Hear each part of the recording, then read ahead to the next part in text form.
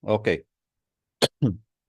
Ang susunod na lang dito is John, the second John, third John, and Jude before Revelation, because it is I assume that Revelation will be handled by, if I'm not mistaken, Pastor Dylan of SCCBC.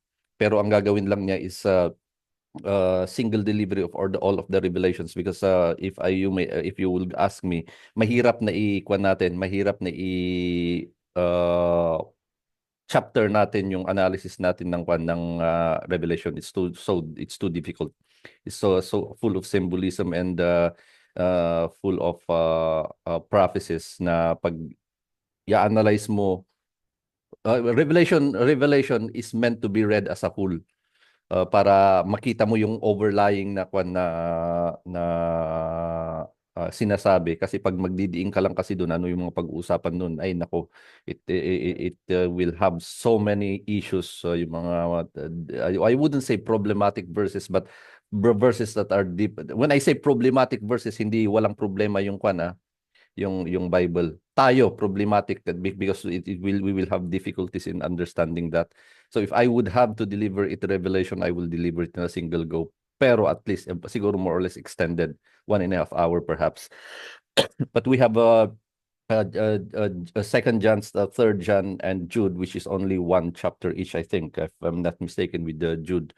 But saglitan lang yon. And I'm looking at our calendar, assuming na matataanakwan is na wala tayong well, 2 weeks before Christmas after this, 3 weeks before Christmas after this. So essentially, Christmas and the New Year falls on a Wednesday. So essentially, wala tayong Bible study on the 25th and the 1st of January.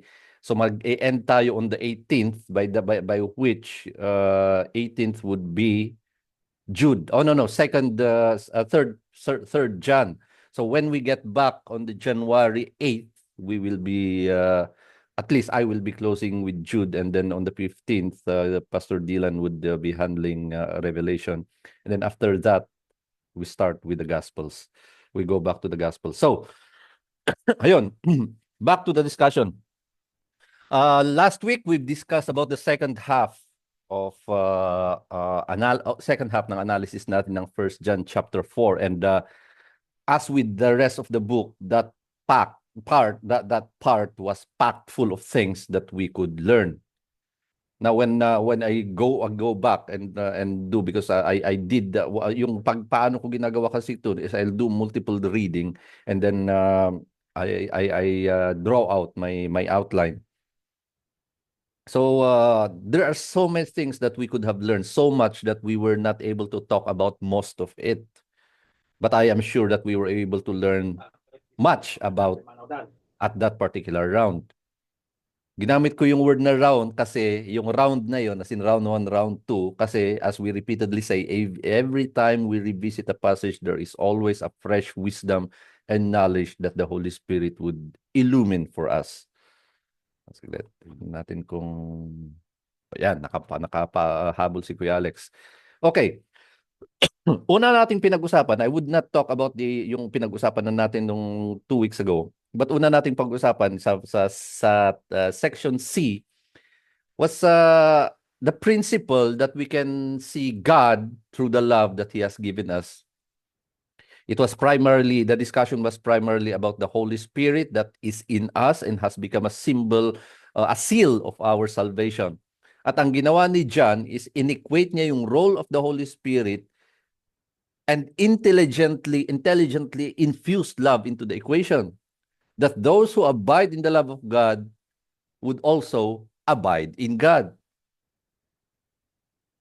Second is yung sa consummation of love, na pag-usapan natin dito, yung assurance that we would have if we make perfect the love of God which is in us. And we talk about the fact na mapo-perfect lang itong love na nasa atin, pagmamahalin rin natin yung kapwa natin ng kagaya ng pagmamahal ng Panginoon sa atin. And if indeed the love of God is made perfect in us, then for sure fear will have no room in our hearts.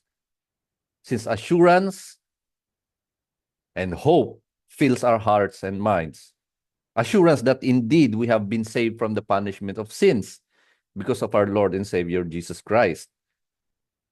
And this passage ended with a beautiful reminder on what God has given us, that because God loved us, we are able to love others as well. It's not the other way around. Kasi nabanggit nga na pag-usapan nga natin, yung pagmamahal na meron tayo, ngayong mga believers tayo, yung pagmamahal na meron tayo sa mga kapwa natin, wala yun. Walang klaseng ganun nung bago tayo maniwala sa Kanya. And lastly, yung letter E was actually an introduction to the new segment entitled Obedience by Faith. New segment sa chapter 5. Na ganyan nga ang nangyari dito sa analysis natin ng First John, that karamihan ng mga nasa end ng isang chapter is the beginning of a new segment in the next chapter. So we are here finally at the last chapter of John 1. Now, maybe we can be happy that we've finished, but part of me is sad because we are going to leave this without exploring everything that we needed to explore. Antabayan na lang natin ito sa mga magiging sermon ko sa mga meetings natin, because I want to go through the entire Bible sa mga series of sermons ko. So we go to chapter 5, but before we go there, of course, you know the drill. Let's bow down our heads for a moment. Yes, Father, thank you so much, Father, for this opportunity once more that you have allowed us to be here, to continue to grow in our knowledge and understanding of your word. And Lord, thank you for the joy that you're giving us, for every time that your Holy Spirit illumines this wisdom into our hearts and our minds. Lord, once again, we invoke, oh Father, the strength of your Holy Spirit to hold us, oh Father. Lead us to an understanding of this chapter, in the chapter of First John, Father, that we may be able not only to learn it in our hearts, but to apply it in our lives. And be with me, Father, in this very, very honorable and special vocation that you have called me into. Let your Holy Spirit take hold, Father, so that only your truth would come forth and only your name be glorified. In Jesus' name we pray. Amen and amen. Okay, diretso tayo. Chapter 5. First segment is obedience by faith. Of course, nakialam natin sa kabila. Para lang makita natin, i-revisit natin yung last 2 verses natin, which is the starting point of this segment. Punta tayo sa... Bakit nag-roll ka? Punta tayo sa 1 John 4:20 to 21. This is the last verses of the previous chapter. If someone says, I love God, and hates his brother, he is a liar. For the one who does not love his brother whom he has seen, cannot love God whom he has not seen. And this commandment we have from him, that the one who loves God should love his brother also. So ayun, kung nakikita nga natin, kung hindi pa natin kayang mahalin yung mga nakikita natin, how much more God whom we cannot see. So as a conclusion dito, he who loves God loves his brother or sister in Christ. These two comes together. Loving God and loving the brethren, it comes together. It can never be separated. Now, continue this thread of thought habang papasok tayo sa verses 1 to 5 ng chapter 5. So everyone who believes that Jesus is the Christ has been born of God. And everyone who loves the one who gives new birth loves also the one who has been born of him. Play of words by John. Makikita natin yung sinasabi niyan mamaya. Verse 2, by this we know that we love the children of God, when we love God and do his commandments. For this is the love of God, that we keep his commandments, and his commandments are not burdensome. For everything that has been born of God overcomes the world. And this is the overcoming that has overcome the world, our faith. Who is the one who overcomes the world? But he who believes that Jesus is the Son of God. Verse 1, sabi, everyone who believes that Jesus is the Christ has been born of God, and everyone who loves the one who gives new birth loves also the one he has been born, who has been born of him. Yung circular reference, if you're going to read the epistles of the Johannine books, yung mga books ni John, makikita niyo yung circular na approach niya. Parang paulit-ulit, but by each circle, nadadagdagan So magiging much deeper na. A circular reference that for anyone who is referred to as a born again, has been born of God, anyone who has been referred to as child of God should believe that Jesus is the Son of God. And that this person should also love those people who are similarly born into the family of God. Yun yung sinabi niya nito. Yung sinabi niya, everyone who believes that Jesus is the Christ has been born of God. And everyone who loves the one who gives and everyone who loves the one who gives new birth loves also the one who has been born of him. So yun, kung yung mga born of God should also love Christ and those who are similarly born of God. This person should also love the people who are born into the family of God. Now, I would like to point out here what I frequently want to emphasize again, that belief in Christ, of course, would entail understanding and doing. So belief in Christ should be sincere and wholeheartedly. And this was this is emphasized in verse 2. Tingnan niyo yung verse 2. Sabi niya, by this we know that we love the children of God when we love God and do his commandments. So as a proof that a child of God indeed loves his or her fellow brothers and sisters, that if he loves God, and loving God is of course manifested by observing his following commands. And if you remember, chapter 3, ano yung command of God in this context? Kasi yun nga, by this we know that we love the children of God. So if we love the children of God, then of course it shows that we also love God and his commandments. And what is the commandment? Pagkukunin natin yung pinag-uusapan dito sa 1 John, ano yung commandment na sinabi niya sa chapter 3? Ito yon, sabi niya, and 1 John 3:23, and this is his commandment. This is God's commandment, that we believe in the name of his Son, Jesus Christ, and love one another, just as he gave a commandment to us. See that circular reference?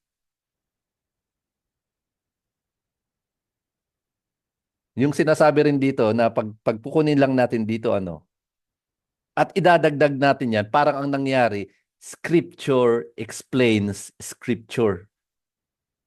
Isa yung principle ng understanding of the Bible that's being taught in seminaries. Scripture interprets Scripture.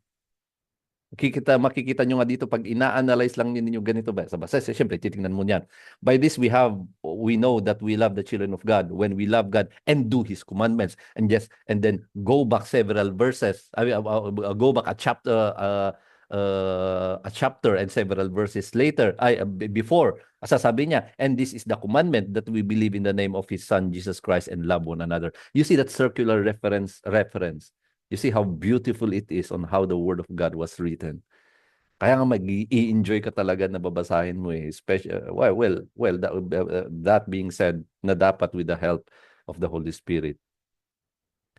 Verse 3, sabi niya, for this is the love of God, that we keep his commandments, and the commandments and his commandments are not burdensome. Indeed, ay hindi burdensome ang commandments ni God. Hindi lang sa pabigat ang utos ng Panginoon. It is also joyful. So it is more joyful to follow the commands of God, since to do this would be a manifestation or proof that we indeed love God, if we follow his commands. Nagbigay ng sa 4 and 5, nagbigay ng encouragement si John. Sabi niya, for everything that has been born of God overcomes the world, and this is the overcoming that has overcome the world, our faith. Who is the one who overcomes the world but he who believes that Jesus is the Son of God? Of course, alam naman natin that the world is opposed to God. And it is the same way. God is opposed to the world, or at least to the ways of this world. So bago naniwala ang isang tao sa Panginoong Hesus, is of course namuhay siya ng makamundo. But then that person was regenerated as he or she believed in Christ. And that regeneration is spiritual. Now, once that happens, that person now has become a child of God. That person now overcomes the world, and this is made possible, kagaya ng nabanggit, the only way a person can overcome the world is through faith, and that is faith in our Lord and Savior, Jesus Christ. Overcome the world. That means hindi na siya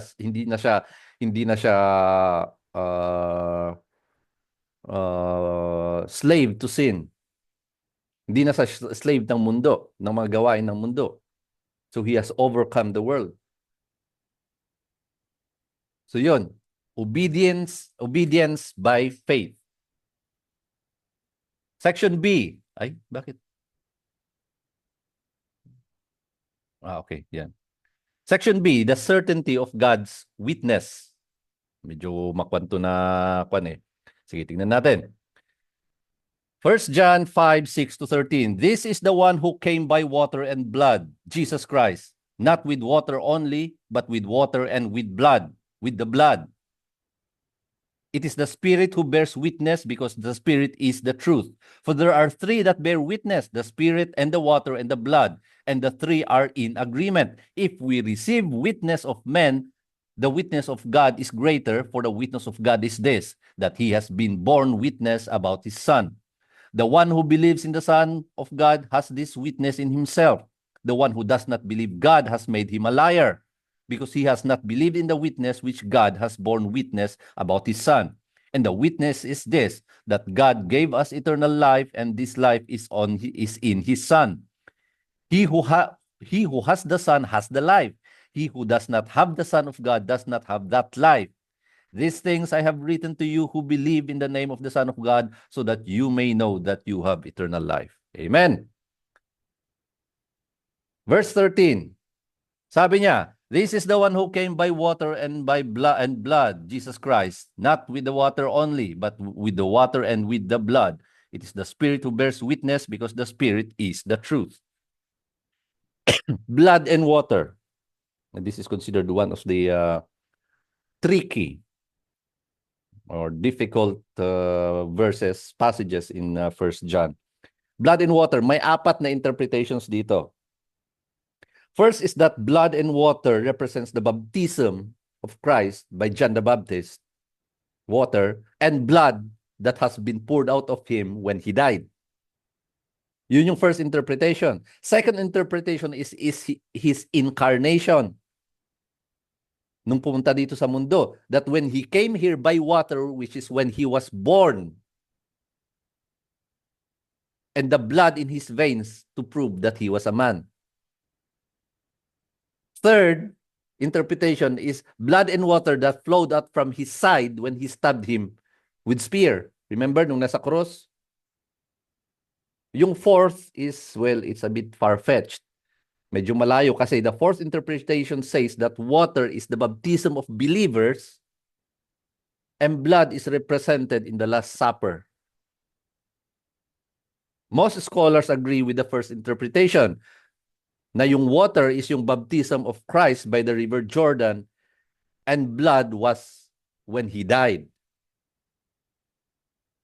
Makikita natin later on dito sa section na to na itong na may valid, na very valid itong interpretation na to.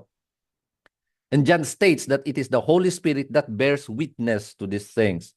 That indeed Jesus Christ bears witness that Jesus Christ was the one who was baptized and the one who died.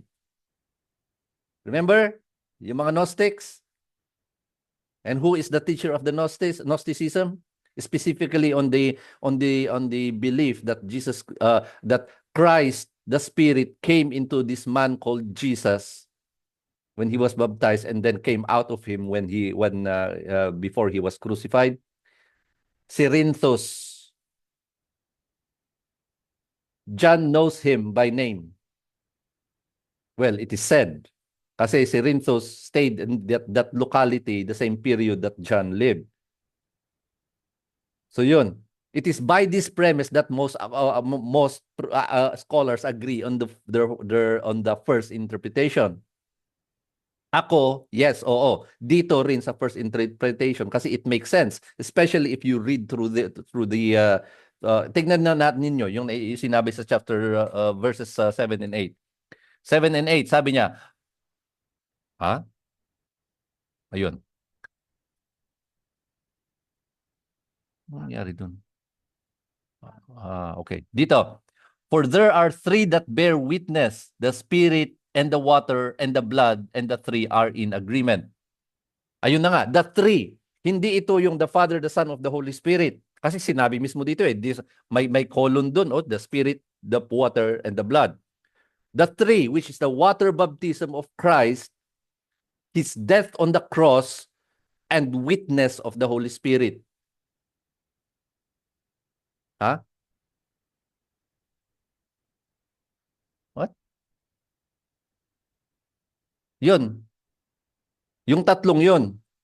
These three, yung baptism niya by John the Baptist, yung death niya, and the Holy Spirit bore witness that Jesus Christ indeed came as 100% divine, 100% human being.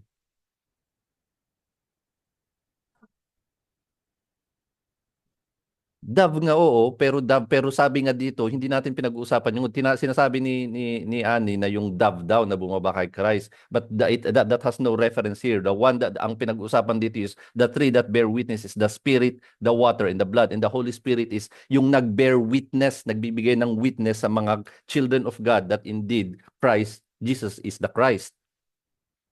Yun. Magkakaiba na pagbibigay ng witness yun. So, that's 7 and 8. Pasok tayo para mapapalakas pa yung ng interpretation, first interpretation. Sabi sa 9, if we receive the witness of men, the witness of God is greater, for the witness of God is this, that He has borne witness about His Son. Napakalakas nagpapalakas sa first interpretation ng blood and water, because here John compares the witness of men, which is of course the false that he is referring to the false teacher Cerinthus, and the witness of God through the Holy Spirit, of course. John wanted to put full emphasis on this. That is why he said that the witness of God is himself giving witness. God, tingnan nyo, sabi dito, for the witness of God is this, that He has borne witness about His Son. So yung sinasabi ni John dito is the witness of God is Himself giving witness. Ito, tingnan nyo. God who is above anything, so any witness that He gives cannot be validated by anyone. Di ba? So, it follows nga na yung witness of God is Himself giving witness about His Son. Hindi kagaya ng witness ng isang tao, di ba? Yung witness ng isang tao, it should be validated by someone above him. Or at least sa authority, sa government. Kung magbi-witness, magtitistigo ka, kikilatisin yun. May magba-validate, may mag-iimbestiga yung sasabihin mo. But for God, no one and nothing is above Him. So any witness that He gives is valid in itself. Yun yung gustong i-emphasize ni John dito. And then for verse 10. Verse 10. The one who believes in the Son of God has this witness in himself. The one who does not believe God has made him a liar, because he has not believed in the witness which God has borne witness about His Son. So it makes sense that the one who is born of God, the one who is child of God, has in herself or himself the testimony that Christ indeed came as 100% human, 100% divine. Kasi nga yung witness ng Holy Spirit sa atin. So we have that understanding that Christ came as human and divine. On the other hand, those who do not belong to the family of God, since they don't believe in Christ, or they don't believe in the witness that He has given through the Holy Spirit, Yun yung mga hindi naniniwala ng testimony of blood and water kasi sila yung mga followers ni Cerinthus.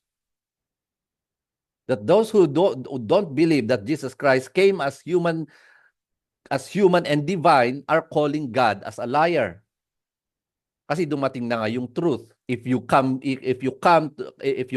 arrive and say something that is opposite what was initially told, then effectively ang sinasabi mo sinungaling 'yun. Yun yung sinasabi ni John. But God himself gave witness of the truth through the Holy Spirit.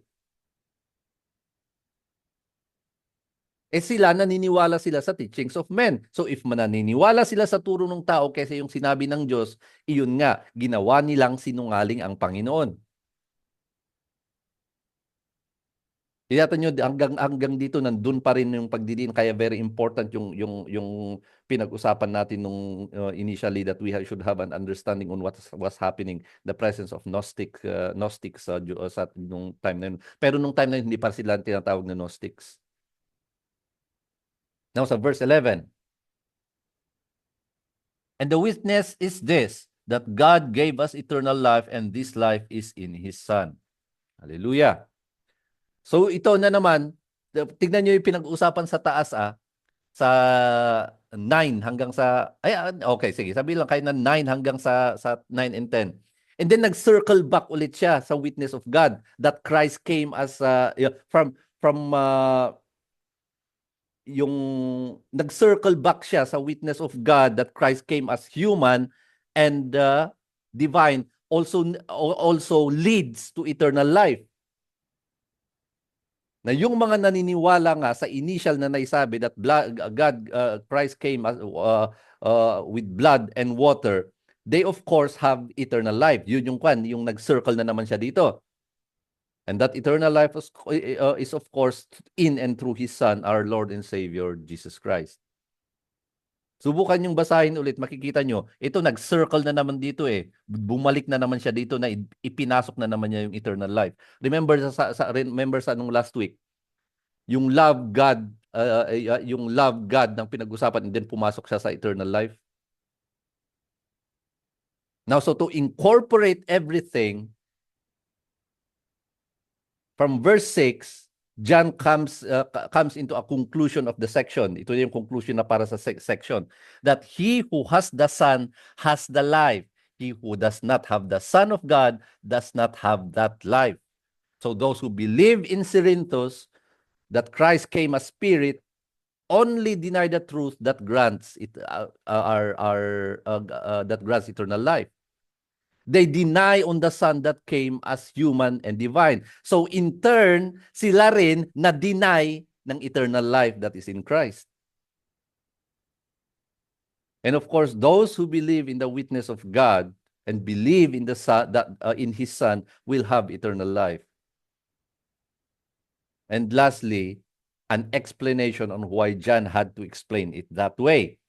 These things I have written to you who believe in the name of the Son of God so that you may know that you have eternal life. Parang validation.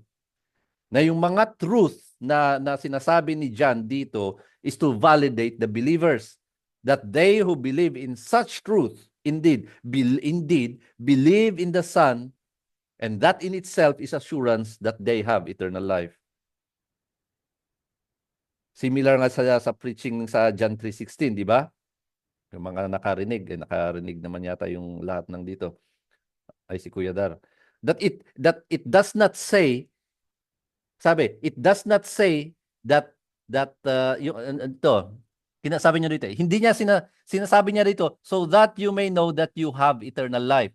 Hindi niya sinasabi dito that so that you may know that you will soon have eternal life.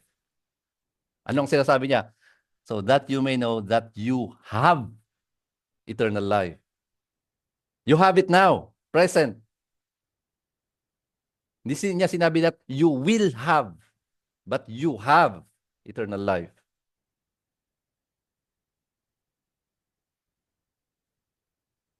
Yun. Section C, confidence and compassion in prayer. verses 14 to 17, 1 John chapter 5. And this is the confidence which we have before him, that if we ask anything according to his will, he hears us. And if we know that he hears us in whatever we ask, we know that we have the request which we have asked from him. Alam na natin na meron na yon. If anyone sees his brother committing a sin not leading to death, he shall ask God, and God will for him give life to those who commit sin not leading to death. There is a sin leading to death. I do not say that he should make request for this. All unrighteousness is sin, and there is a sin not leading to death. Oh, ito na. But first things first, 14. And this is the confidence which we have before him, that if we ask anything according to his will, he hears us. This is something that is very important, that all of us should always have in our hearts and in our minds. That we can ask anything we want, and God will hear us. If and only if that is in accordance to his will. Ito yung parati natin ini-emphasize pag pinag-uusapan natin yung prayer. Na it is not coming from me. It is not coming from opinions of men. Nandyan. And there is no way. Tapos it is written in such a simple way that there can be no misinterpretations of this. That everything that we ask before him, he will give in accordance to his will. Plain and simple, God will grant our prayers when we come before him if it is in accordance to his will. And if we have this understanding, again, the circular method of writing of John, if we know that he hears us in whatever we ask, we know that we have the request which we have asked from him. That if believers ask in accordance to the will of God, then they can be assured, may kasiguraduhan sa kanila, that their request has already been made and is already with God. Dagdagan pa natin yan mamaya sa conclusion natin. And next, ito na. Tingnan natin. Pinagdasal ko to na pwede na mai-explain ko to. Ito, verse 16 and 17. If anyone sees his brother committing a sin not leading to death, he shall ask God, and God will for him give life to those who commit sin not leading to death. There is a sin leading to death. I do not say that you should make request for this. All unrighteousness is sin, and there is a sin not leading to death. There are numerous interpretations to this. Now, I will not lay it out all dito, since that entails a very long discussion. Maalala ko nung pinag-usapan namin to sa Johannine, general epistles ng klase namin, halos nagamit namin yung whole time namin, 3 hours just discussing this. So I will just give you the interpretation that is most acceptable. Sabi sa umpisa muna tayo ng verse, if anyone sees his brother committing a sin not leading to that, he shall ask God, and God will for him give life to those committing sin not leading to death. If anyone sees a brother committing a sin, pray for that brother. Now, there can be a deeper meaning to this, considering nga, na pagtingnan natin, what is the context of this book? It is about brotherhood in the church, right?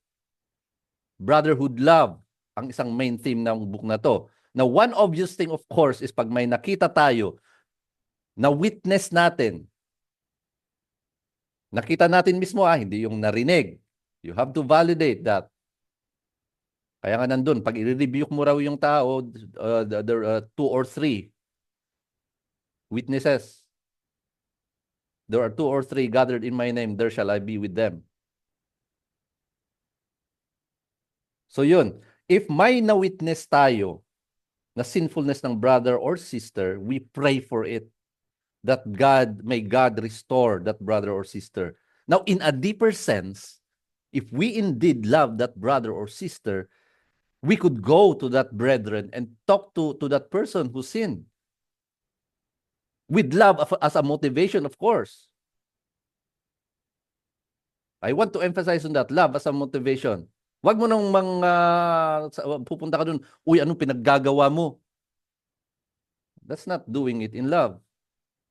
Pray to God on how you would address that to a brother or a sister. Love as a motivation, not try to edify that person, not rebuke. Edify. Ano yung edify? To lead that person in the right way. But the main problem in this verse, again, pag sinabi kong problem sa interpretation natin, kasi I want to emphasize the inerrancy of the Bible dito. The main issue for us is the understanding on the sin that leads to death. Ano yung sin that leads to death and the sin that does not lead to death? Now, in the context of the scriptures, every time that we look at the word death, especially pertaining to salvation, that means yung death in the fiery pits of hell. The main understanding of scholars regarding that sin, yung sin that would lead to death, sin that would lead to death are those which is an absolute violation of the core beliefs of the Christian community. Absolute violation. Example, yung example na lang ni Jesus Christ para hindi ako magkakamali. Matthew 12:31-32.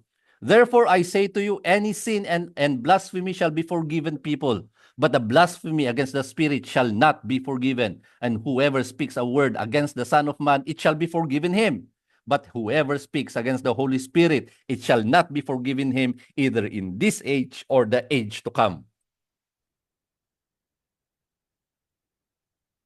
Familiar ba tayo sa context ng na pinanggalingan nito? As I mentioned nga nung umpisa kanina, we did not go to nung nasa Matthew tayo, binasa pinag-usapan natin yung Matthew na yun in 45 minutes.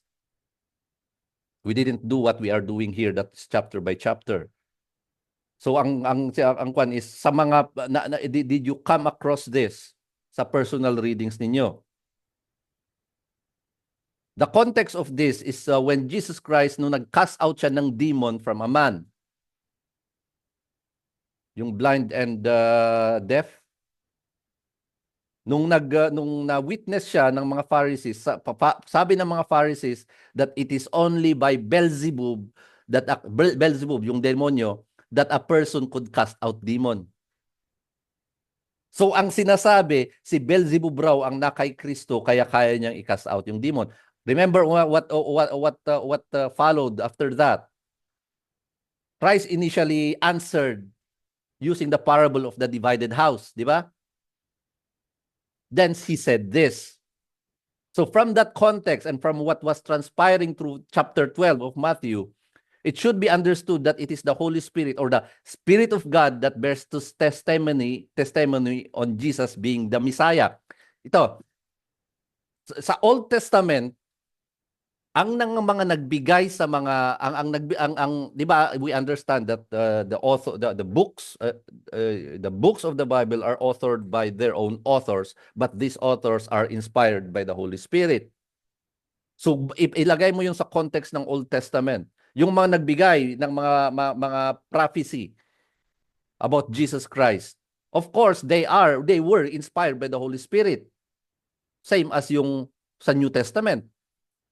And we know, so yun yung isang role ng Holy Spirit, that the Holy Spirit led those prophecies about the coming of Jesus Christ, the Messiah.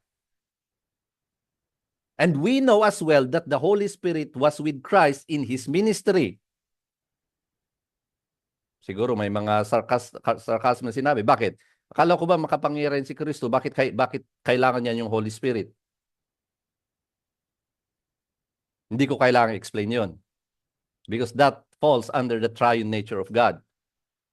And the Holy Trinity is one of the mysteries that we must accept by faith. So to answer that question, I will invoke Deuteronomy 29:29. Ano ang sinabi ng Deuteronomy 29:29?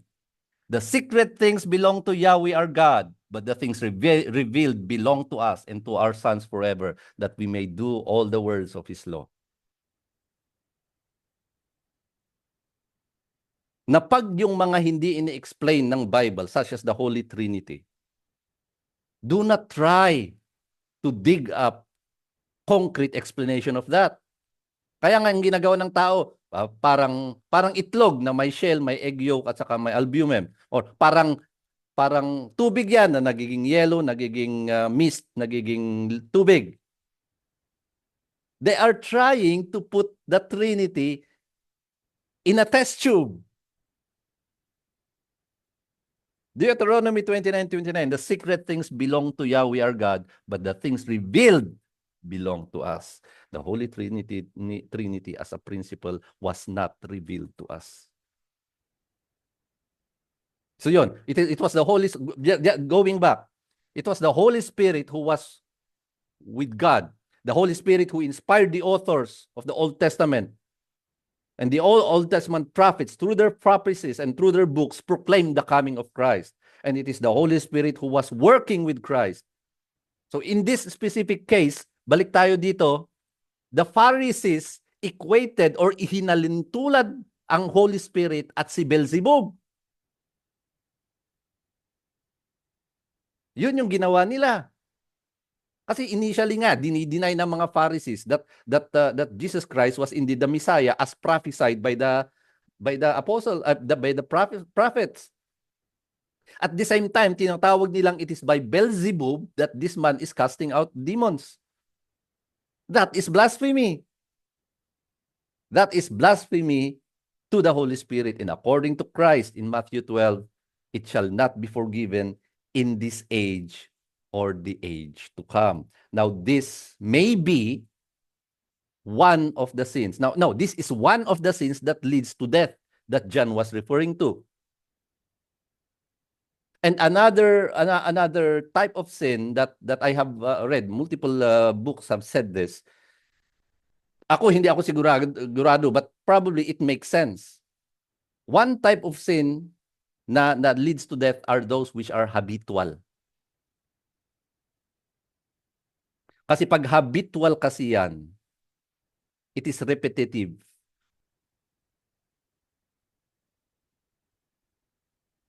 Pray for forgiveness, do it again. Pray for forgiveness, do it again. Pray for forgiveness, do it again. Yun ang isa. Now, remember also, remember yung parati nating panag-uusapan na yung being dogmatic. Alam niyo yung dogmatic, di ba? That we should be dogmatic kasi pag sinabi mo dogmatic ako sa paniniwala ko na ako'y lalaki.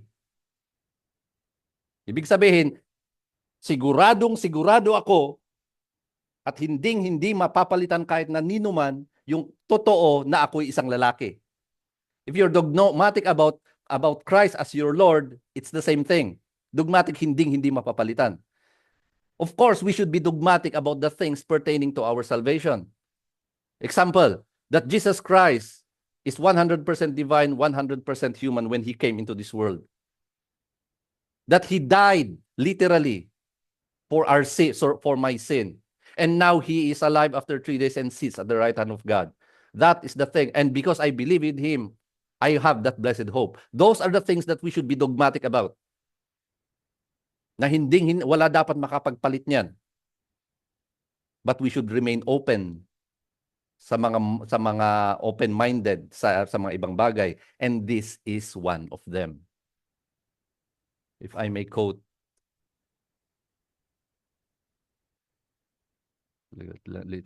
clear ko lang yung desk ko para maikuan lang natin. Na-quote ko na ito noon eh.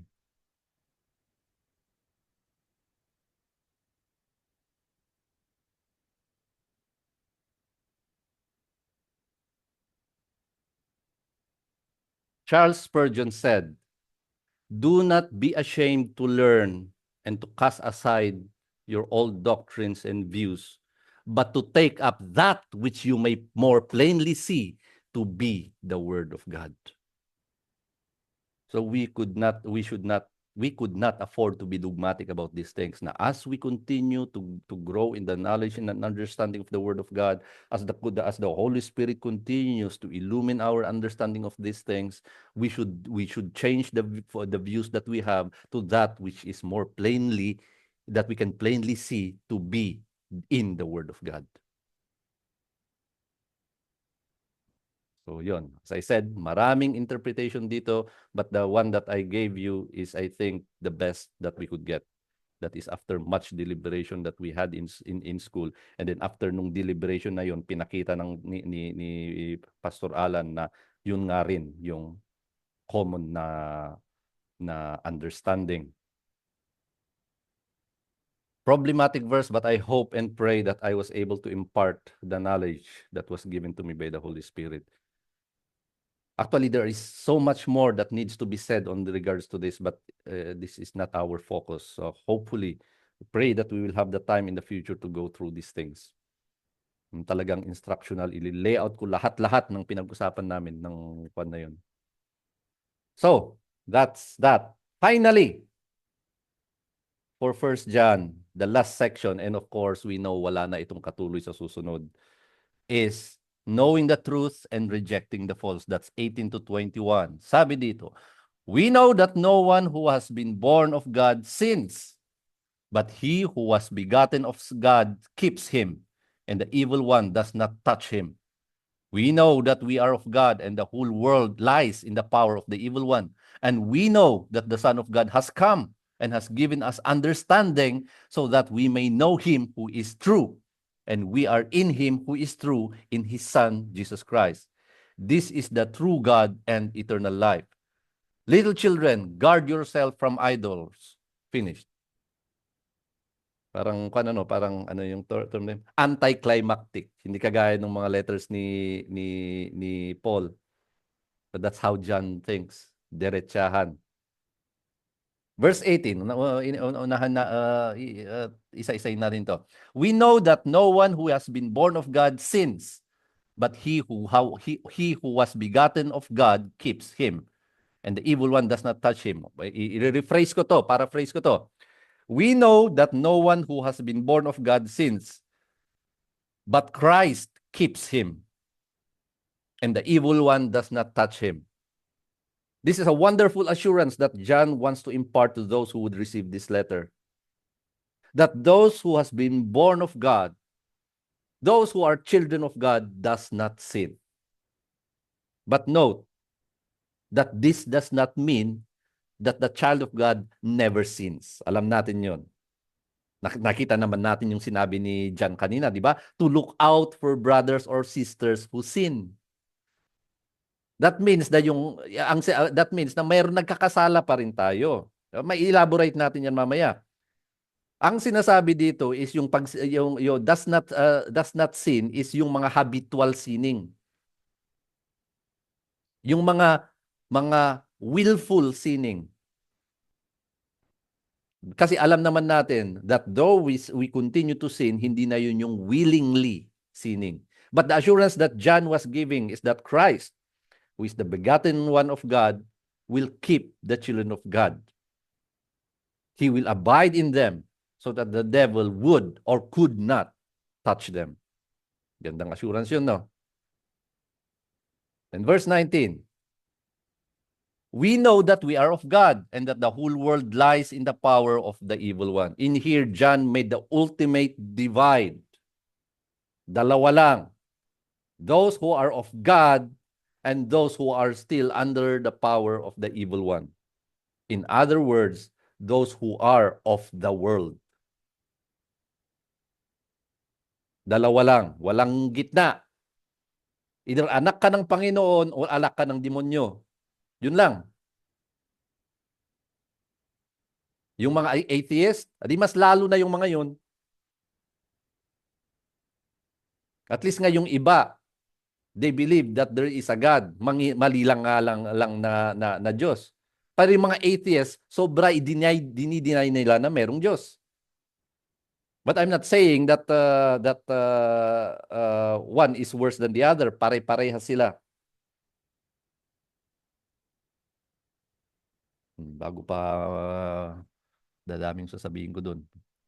Verse 20, and we know that the Son of God has come and has given us understanding so that we may know him who is true. And we are in him who is true, in his Son, Jesus Christ. This is the true and eternal life. That indeed, that those who are children of God know that the Son of God has come for the salvation of mankind. And those who receive Christ have that knowledge and understanding on the truth that Christ is indeed the Son of God.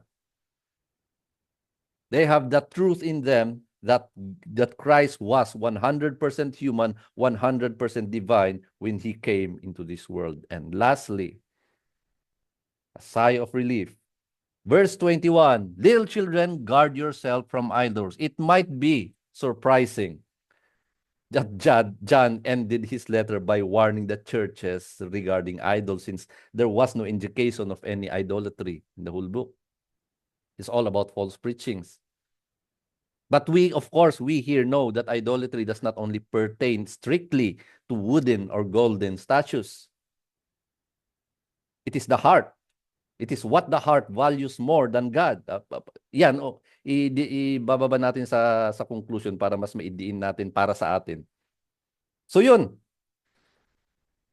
That's 1 John. Let's conclude. So, nakita natin sa first section under obedience by faith that commands of God are not burdensome, di ba? Lahat ng utos ng Diyos ay hindi pabigat, but rather there is such joy in following the commands of God.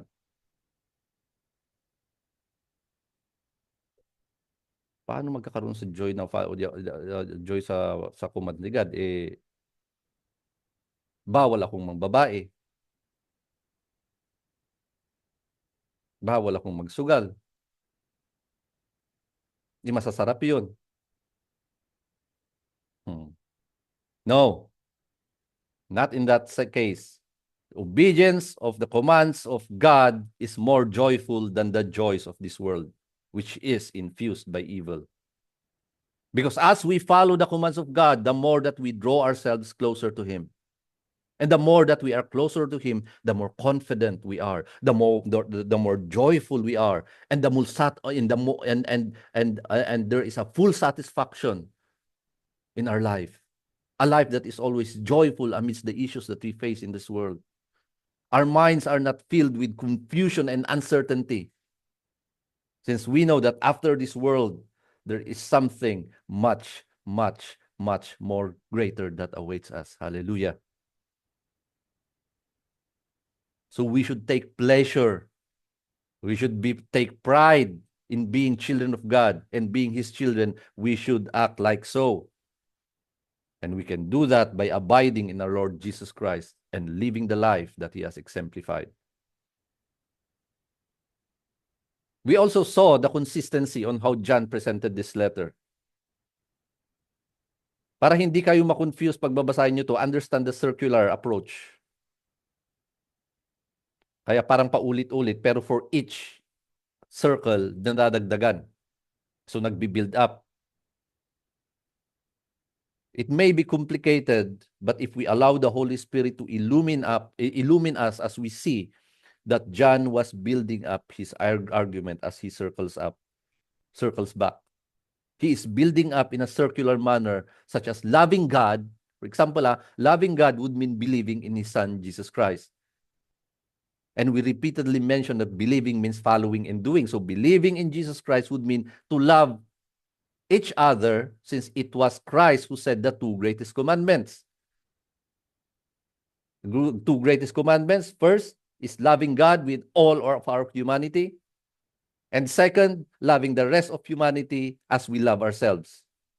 And then now we know that loving humanity, loving our brethren, is of course loving God. So as we mentioned, these two can't be separated from each other. So you see, it went back to loving God, circular. That means that if we truly live as we are, and what are we? Children of God. If we truly live our lives as children of God, then all of these things should be true in us. That is, we should love God, we should love Christ, and we should love humanity. And love is not in the context of this world. Love that is God. Now, another principle here that I want to emphasize is that, yeah, indeed, God answers our prayers if it is in accordance to His will. But in most cases, we miss a very important factor as well. Minsan, though maybe we ask for something that is really the will of God, but then our patience takes control. Or rather, our impatience takes control. Such that, yung parang isipin mo, siguro ito naman yung will ng Panginoon itong hiningi ko. Bakit parang ayaw pa rin ibigay? Of course, we should understand that His will covers the what and the when. We all say that we all say in His perfect time. So we should also consider that if we prayed for something that is the will of God, but if it is not yet the perfect time that He will give it to us, then hindi pa darating yun. And we know that God's time is never late. It's never early. It's always perfect. Gusto kong idiin yun kasi baka mamaya kasi may hiningi tayo, baka hindi will ng Panginoon yun sa akin. And then later on ibibigay niya para sa atin. What do we do in the midst of that? In the midst of that? Keep on praying, keep on reading the Word of God, studying the Word of God. Eventually, God would move you.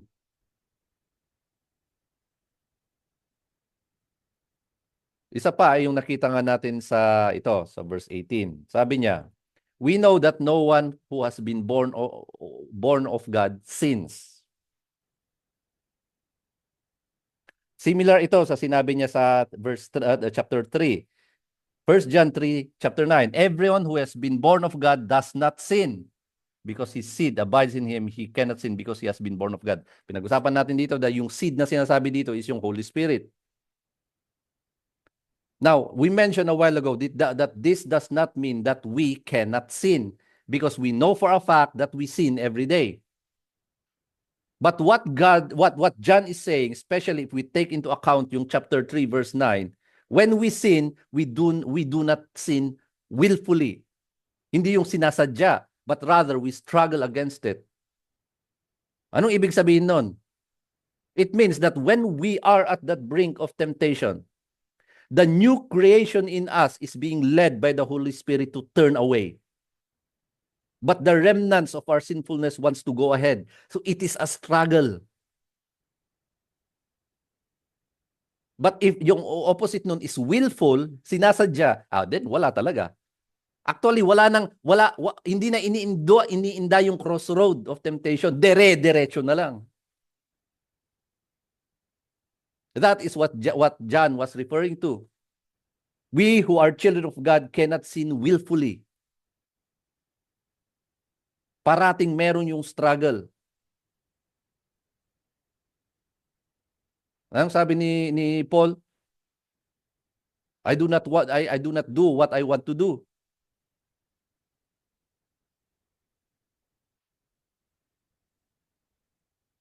Yun yung sinasabi niya. And indeed, the devil cannot touch us. But another important thing that we need to understand as well, although yes, the devil cannot touch us, but we know that he can still tempt us. He can still lie to us, and oh boy, the lying is his expertise, since we know that he's the father of all lies. So yes, indeed, the Holy Spirit is in us, but we should also equip ourselves to fight the lies that the devil may throw at us. Because yun lang yung power ng devil to throw lies. Hindi, mali ang ginagawa niya na yan. Wag kang maniwala sa pinagsasabi niyan. Or ganyan ang nangyayari sa mga mag-asawa. Naku, may ginagawang kalukuhan yan. But how do we protect ourselves from this? How do we equip ourselves or protect ourselves from the lies of the devil? Alam na natin to. We need to constantly yearn to grow in our knowledge and understanding of the Word of God. We need to constantly study and study and study the Word of God.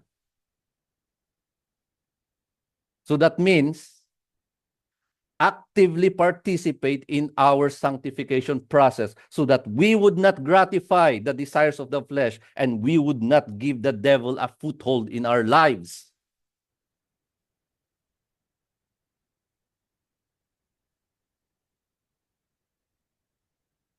And lastly, idols.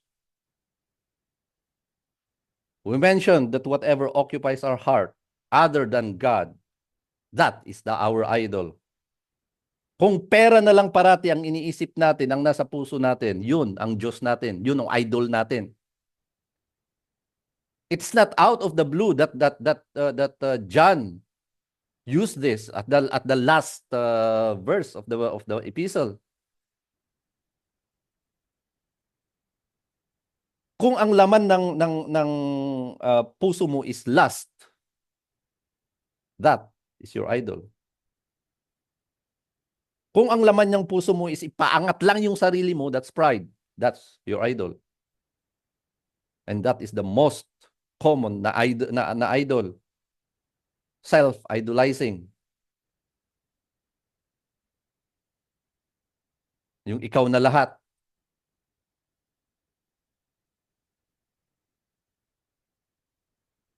Whatever occupies our heart other than God is the idol. If Christ is not Lord of our hearts, whatever or whoever that is an idol. This is a very, very tricky place. It is where the devil loves to play because it can be so subtle. Hindi natin mamamalayan na hindi na pala si Kristo ang laman ng puso at isipan natin. Yung mga tumatalikod ng pananampalataya, in most cases, it does not happen instantly. As I said, the work of the devil is so subtle, hindi ka pansin-pansin. Dahan-dahan yan. First, na-miss mag-attend ng church.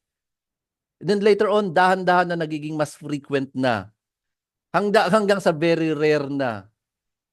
Hanggang sa next thing you know, lumalangoy na sa ilog ng mundo.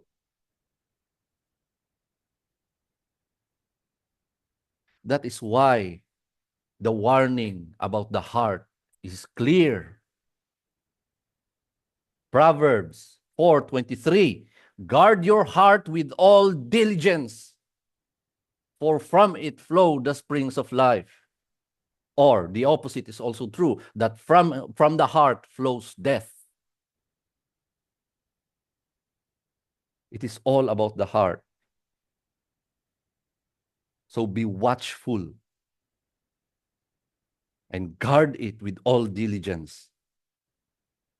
Let us subject ourselves to the absolute lordship of Christ and maintain ourselves in the circle of God's love. That is to live our lives in accordance to His will and let His sovereignty reign over us. Kantayin natin to.